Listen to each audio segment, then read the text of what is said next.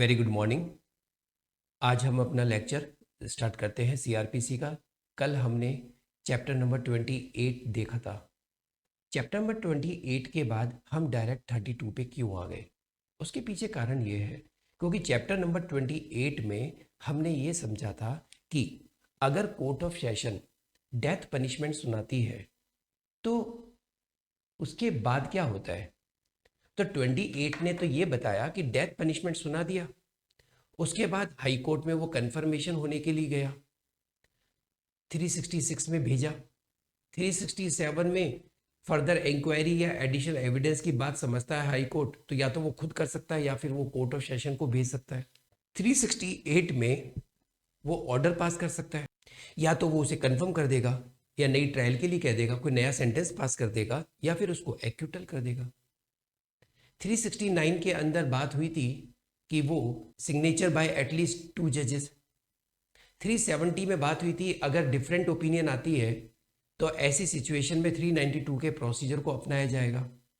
और 371 के अंदर ये बताया गया था कि जैसे ही जो भी ऑर्डर पास होता है 368 में, उसकी एक कॉपी सील लगेगी, सिग्नेचर होंगे और उसके बाद वो कोर्ट ऑफ सेशन के पास भेज दिया जाएगा एग्जीक्यूशन के लिए।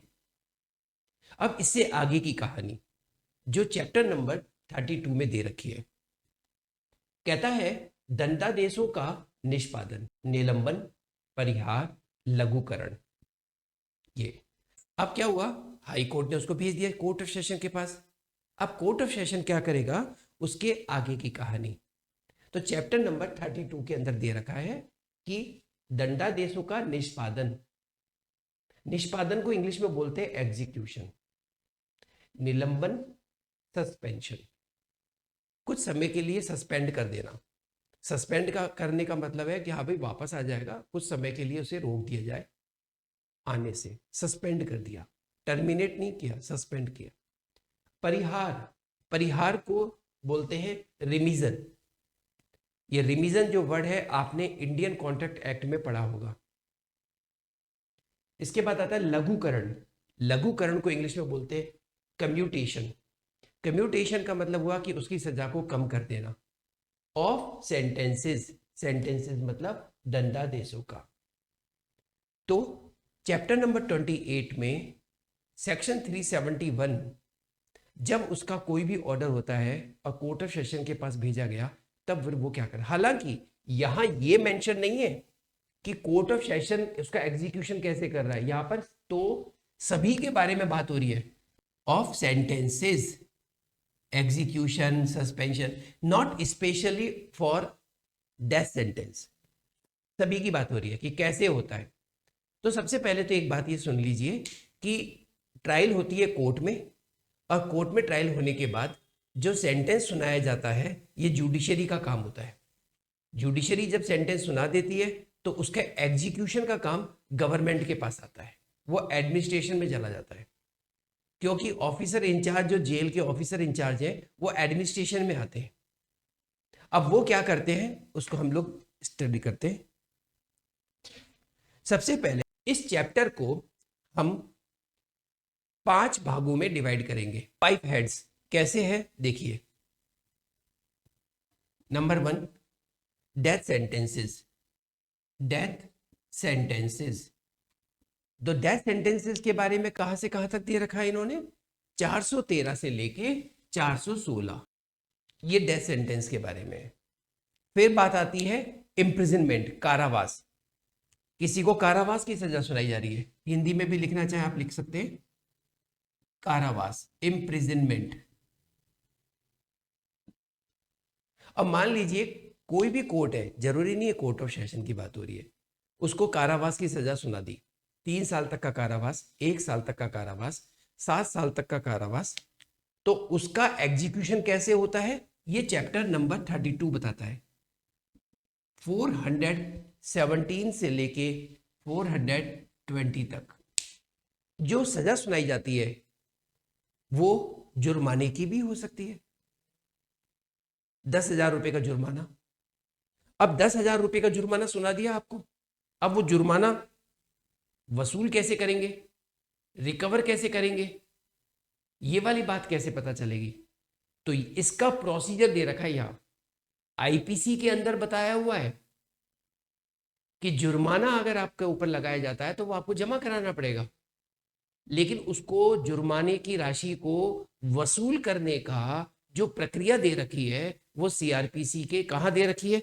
इस हेडिंग में, चैप्टर नंबर 32 में, लेवी ऑफ फाइन। और जुर्माना वसूल करने के लिए बता रखा है 421 से लेके 424 तक।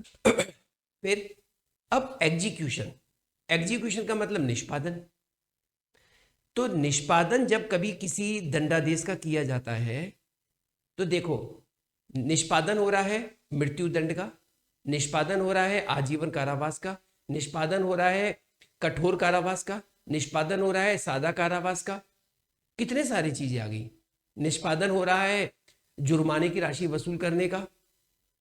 सबकी अलग अलग प्रक्रिया दे रखी है, अलग अलग दे रखी है, लेकिन कुछ सिद्धांतों का पालन किया जाता है। किसके द्वारा? न्यायालय के द्वारा या एडमिनिस्ट्रेशन के द्वारा। कब?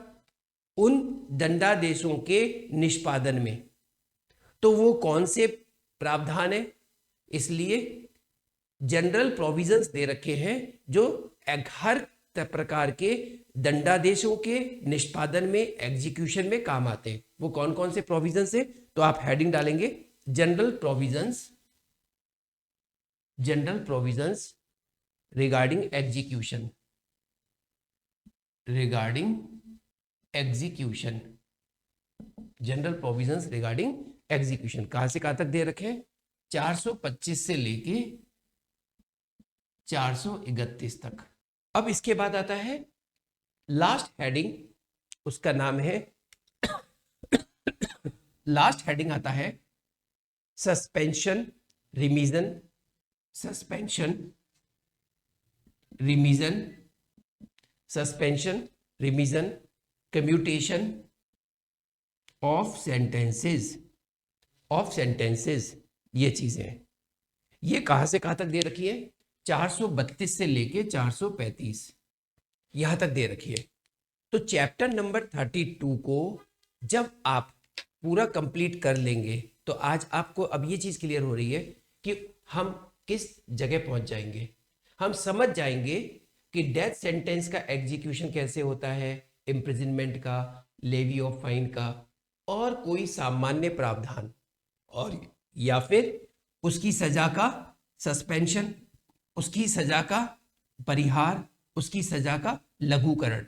तो किसी सजा को, दंडादेश का सस्पेंशन, रिमीजन और कंप्यूटेशन कैसे होता है, कितना होता है, इसके बारे में 432 से 435